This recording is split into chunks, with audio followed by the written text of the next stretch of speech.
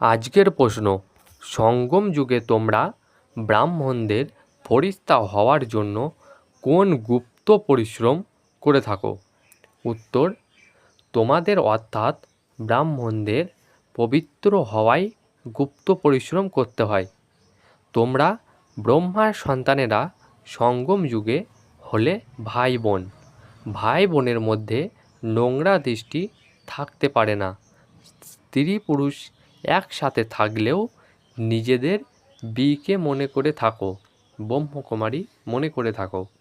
এই স্মৃতির দ্বারা যখন সম্পূর্ণ পবিত্র হবে তখন ফরিস্তা হতে পারবে।